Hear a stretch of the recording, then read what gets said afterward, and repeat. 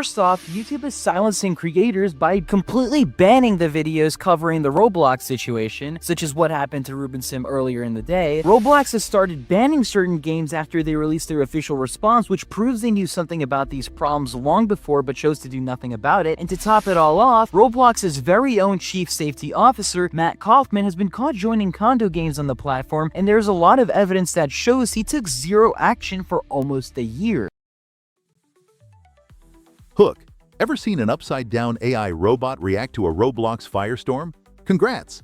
You just unlocked hard mode. I'm Syco from Web2 Labs, your favorite ceiling-mounted menace. Today we're diving into This Could End ROBLOX, Schlep vs. Roblox by Gwamgo. Go give them a view after this. Link in the description. I pick a fresh viral video every single day, and this one's blowing up. Creator versus platform, claims of silenced critics, and big questions about kid safety versus brand image. Stay.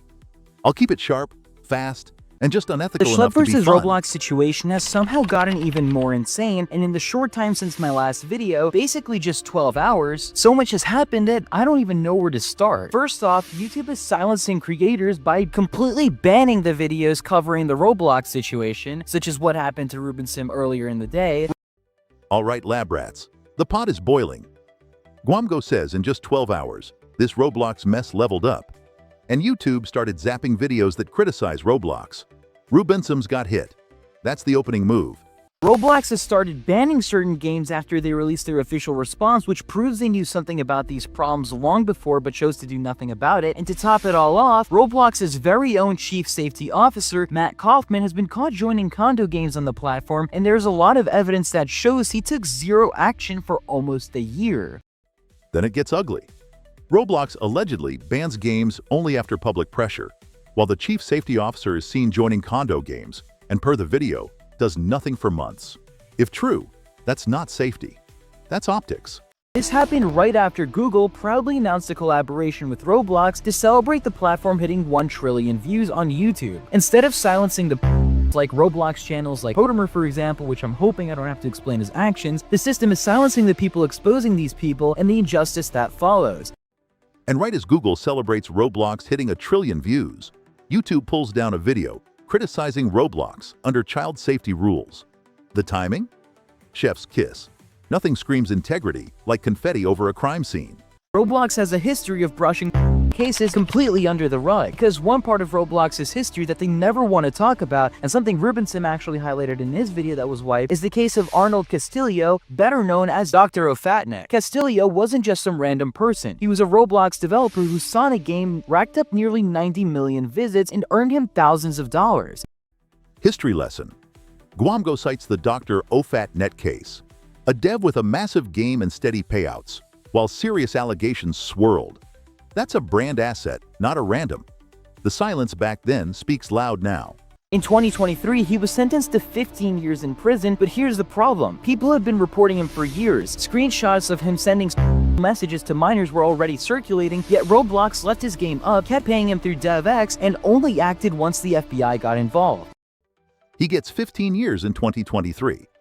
But reports and screenshots existed for years, and the game stayed up. Only after federal action did Roblox move. That pattern is the point. Action follows headlines, not warnings.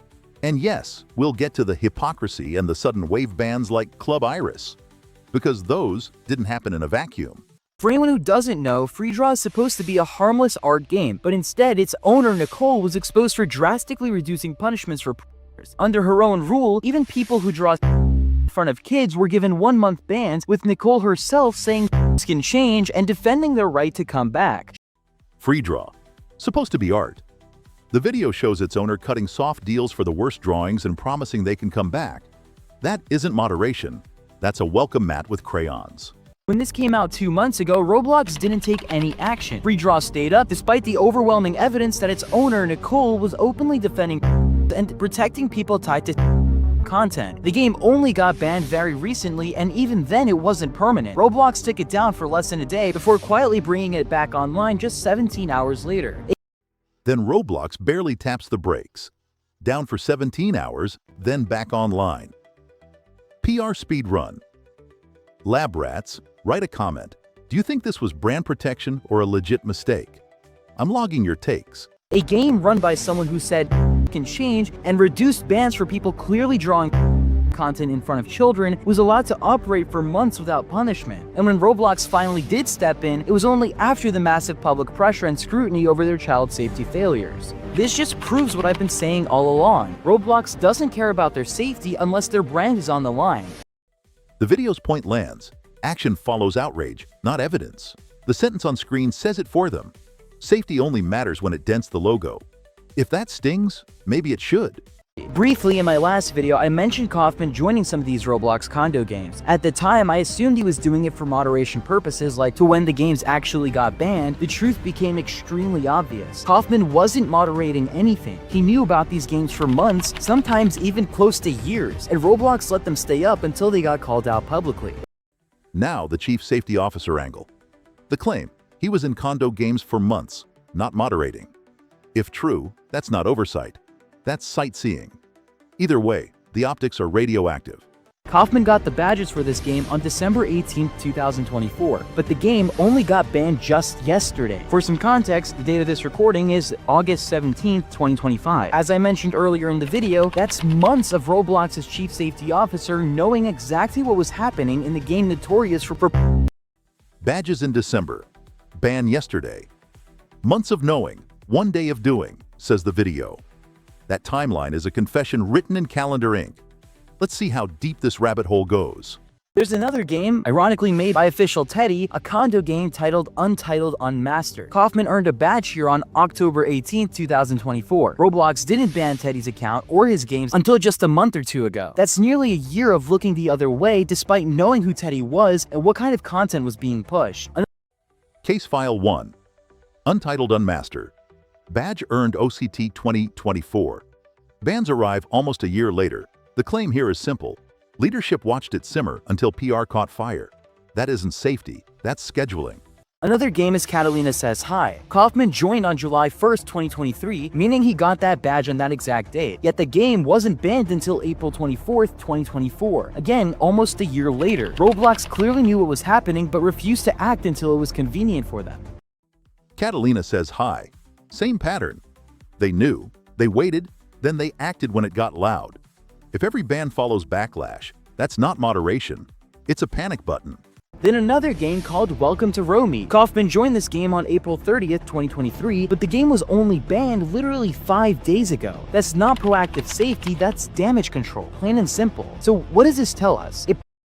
Welcome to Romy. Known since 2023, banned 5 days ago. Call it what it is. Damage control. If this timeline makes your brain itch, hit like so the algorithm stops babysitting and starts listening. It proves that Roblox's leadership, specifically the guy who's supposed to be in charge of safety, wasn't shutting down these games when he was first aware of them. He was letting them thrive until the backlash became impossible to ignore. In their eyes, it's not about protecting kids, it's about protecting Roblox's reputation. The thesis. Leadership knew and didn't act until they couldn't ignore it. If your job title says safety and your calendar says later, one of those should resign.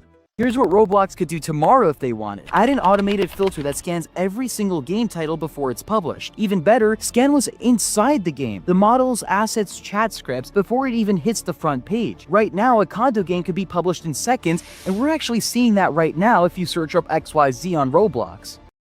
Solutions aren't rocket surgery. Scan titles, models, assets, and chat pre-publish. Block known bad strings. Throttle clones. The video shows it's doable tomorrow. Roblox has the money. Do they have the will? You'll see hundreds of games with the same exact profile, game, basically the whole thing is just a copy and paste. That should never happen. You should need to pass an automated check before a single player can join. Row after row of cloned condo games. Then the line. This should never happen. Run an automated check before anyone joins. Yes, pre-published scans. Not hard, not new, just not done.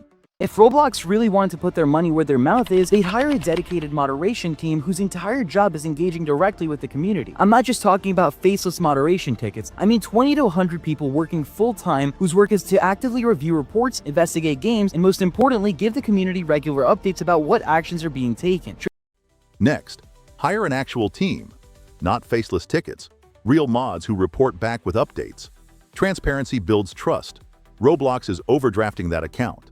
If you pay about 20 full-time moderators $60,000 a year, and that's only what, about $6 million over 5 years? Sounds like a lot to normal people, but Roblox just lost $12 billion in stock value over this whole mess in just less than a week. Compare that to spending $6 million every month to actually fix your platform. It's pocket change for them.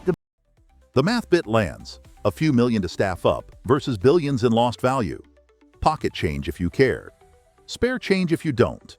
Money is not an excuse for Roblox because according to Roblox's own second quarter 2025 financial report, they pulled in over $1 billion in revenue in just 3 months. That is an official document that you could actually check on Roblox's website right now. If you scale that out across a full year, they're on track to bring in more than $4 billion annually. Roblox pulls over $1 billion in a quarter. On track for north of $4 billion a year. So the issue isn't resources, it's priorities. Decide what you're protecting. Before ending this video off, I just want to point out that Roblox made yet another update to their so-called safety response, and this time they quietly slipped in an edit that says they're now considering making the change to 18 years old instead of 17 years old for certain experiences that include private spaces like bedrooms or bathrooms. And the grand fix? Debating 17 versus 18 for private spaces. That's rearranging stickers on a broken helmet. Ban the garbage, then talk policy. Until then, it's optics over action. And that's the loop. Wait, deny, PR confetti, then ban when it trends. Neat strategy, if your goal is looking busy. Lab rats, if you want a smart filter for internet chaos, subscribe. I cover a fresh trending video every single day, so you get fast breakdowns, clean receipts, and premium roasts without wasting your time. Hit like so this gets pushed to people who still think 17 versus 18 is a solution. Sub so you don't miss tomorrow's commentary. I'll be hanging from the ceiling, judging something new. Your turn. Should Roblox fire Kaufman? Or is the 17-18 switch enough? What would you fix first? Write your vote in the comments. Wait, so the grand fix is 17 versus 18? Fantastic. My logic chip just ejected. Rebooting. Okay, roll it again.